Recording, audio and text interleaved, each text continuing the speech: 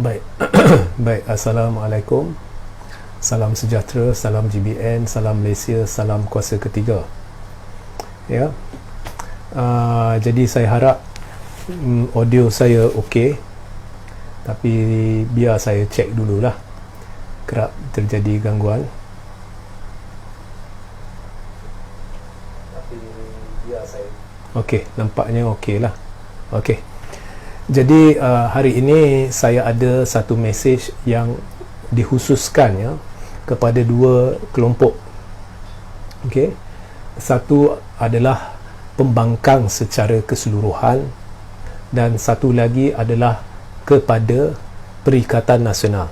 Maknanya mesej ini tidak ada kaitan dengan Barisan Nasional ya ataupun pihak-pihak lain dalam kerajaan. Ianya khusus kepada pembangkang ya. Bila saya kata pembangkang, ianya melibatkan Pakatan Harapan dan parti-parti alternatif lain yang sedang bertanding atau akan bertanding ya. Seringkali banyak kesilapan dalam media, pembangkang disamakan dengan PH, ini tidak benar ya. So pembangkang ni merangkumi juga ada GTA, ada apa semua okey, dan juga Perikatan Nasional. Barisan Nasional tak terlibat lah dalam live ini. Jadi mesej saya mudah. Okey. Terima kasih ya bagi yang memberi feedback bahawa audio dia jelas. Okey. Mesej saya mudah.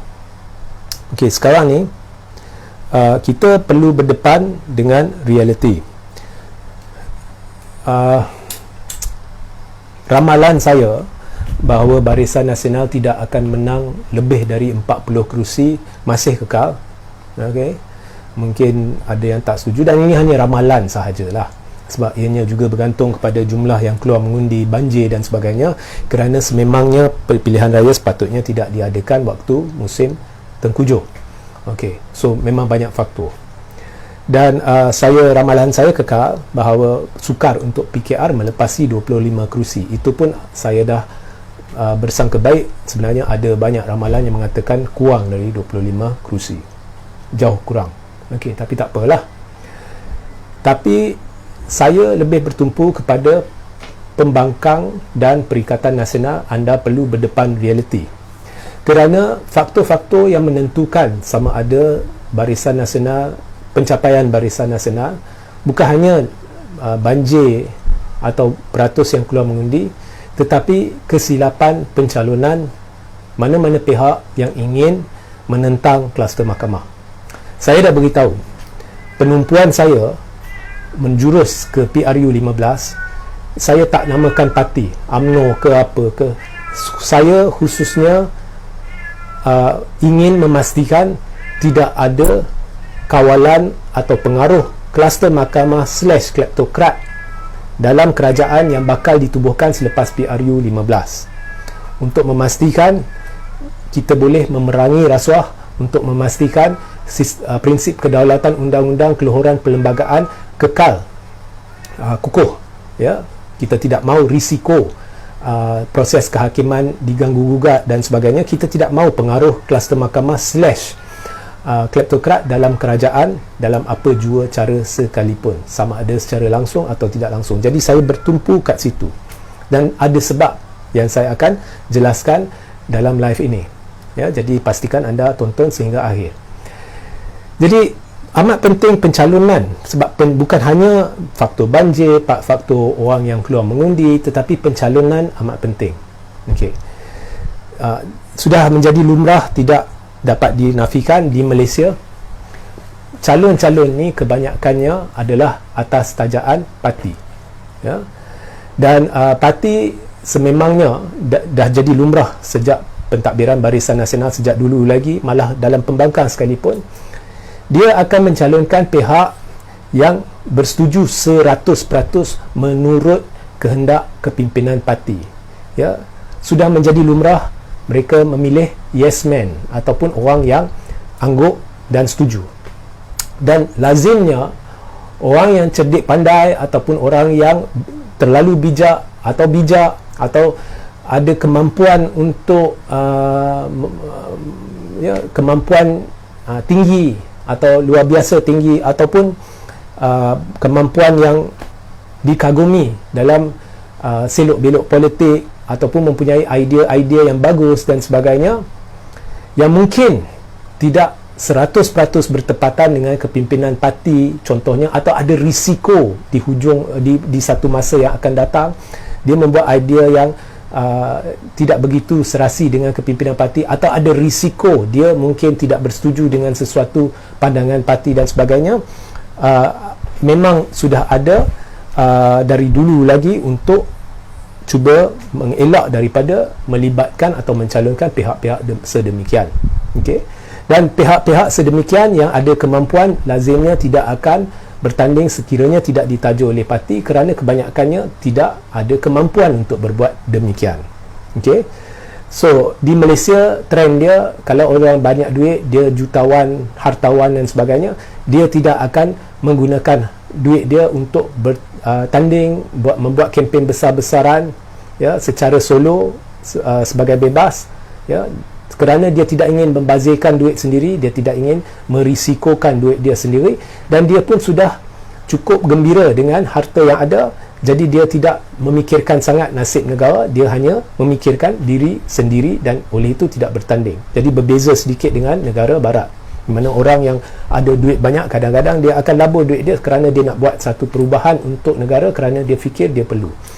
Jadi kesimpulannya, di negara ni ramai atau hampir semua calon bergantung kepada tajaan, dan orang yang menaja hampir selalunya inginkan tukang angguk, atau sekurang-kurangnya mereka yang tidak difikirkan akan menjadi risiko, di mana mungkin dalam 10 perkara parti nak buat, mungkin 8 perkara dia setuju, mungkin 2 perkara dia akan ada pemikiran yang berbeza.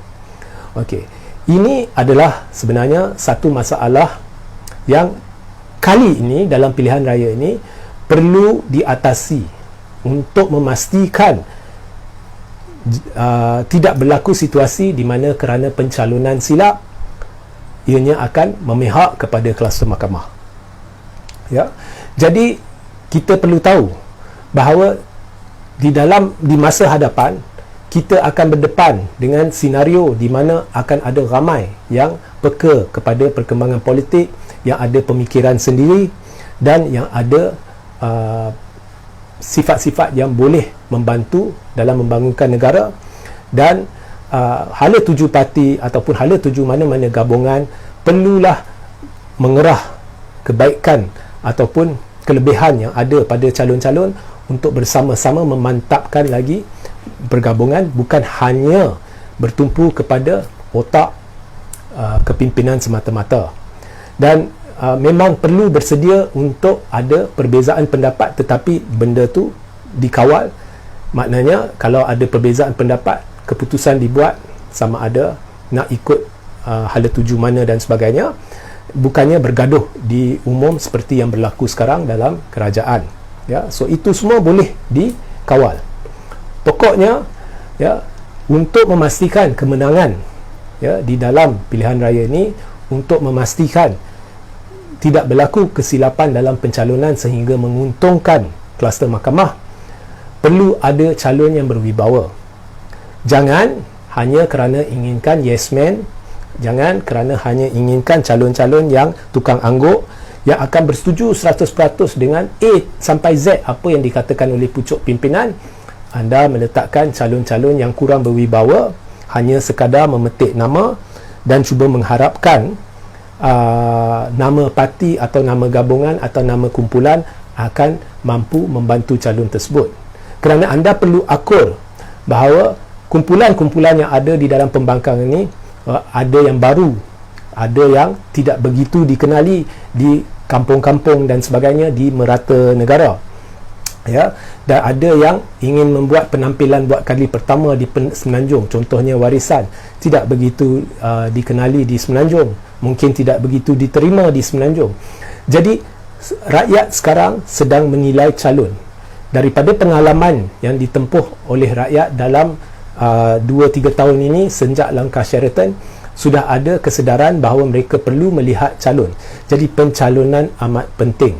Dan untuk memastikan calon sesuai apa yang perlu diterapkan di dalam pemikiran kepimpinan parti adalah kepimpinan parti, kepimpinan gabungan, kepimpinan mana-mana permuafakatan perlu terbuka kepada satu kumpulan calon yang mempunyai pemikiran masing-masing yang walaupun secara amnya mereka bersetuju dengan hala tuju gabungan atau perkumpulan atau permuafakatan itu, tetapi sekali-sekala mereka pun ada idea dia sendiri, dan benda ni semestinya perlu dibawa bincang bersama dari masa ke semasa tanpa berlaku pergelutan, tanpa berlaku permusuhan, tanpa berlaku percakaran sehingga meletup di luar, ya.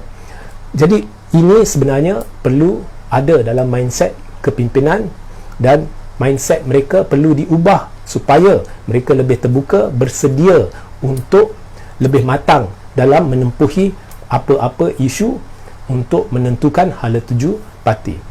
Dan saya lihat ini sebenarnya kurang berlaku di masa sekarang pun. Sudah ada dalam perkumpulan-perkumpulan, percaturan-percaturan, ada yang contohnya parti tidak begitu mementingkan NGO ke dan sebagainya. Masalah-masalah ini sudah berbangkit, ianya pada waktu ini perlu dikuburkan masalah-masalah ini. Dan yang kedua, tikam menikam di kalangan pembangkang tidak akan memanfaatkan sesiapa lagi. Apa yang nak disebut sudah disebut dulu. Saya pun sebut semalam, Anwar, ya, apabila kita tanya Anwar satu soalan, dia jawab 1000 ragam. Tapi anda lihat saya tidak begitu kritikal. Saya cuma kata kat Anwar, ya, apabila Tun buka kepada contohnya kerjasama, Anwar cakap A, lepas tu Anwar cakap B, lepas tu seorang pemimpin PKR cakap C, semuanya bercanggah-canggah. Jadi ini hanya mengeruhkan keadaan. Jadi buat masa sekarang, apa yang perlu dilakukan ialah, pertama, cari kesepakatan, ya, mana-mana perkumpulan dalam pembangkang, dan juga mempertimbangkan Perikatan Nasional. Benda ni saya pernah sebut dulu. Jadi saya dapat banyak rintangan. Oh, Muhyiddin adalah pengkhianat, ini, itu dan sebagainya. Saya tahu dia adalah pengkhianat, dan dia pernah mengkhianati. Saya tahu. Tetapi untuk mara ke hadapan, apa-apa perlu dibawa ke meja muzakarah. Buat masa ni, semua orang perlu berfikir baik-baik apakah agenda utama secara keseluruhan, iaitu nak kalahkan kleptokrat, nak kalahkan kluster mahkamah. Jadi perlu nilai semula kerjasama-kerjasama, dan perlu kurangkan serang menyerang, tikam menikam buat masa ni. Okay. Yang kedua, sekalipun tidak boleh mencapai satu kata sepakat untuk bekerjasama, tetapi ini tidak menghalang daripada mencapai satu kata sepakat untuk fokus perjuangan. Dan saya ada penawar dia. Fokus perjuangan perlulah untuk mengalahkan kleptokrat / kluster mahkamah, ya. So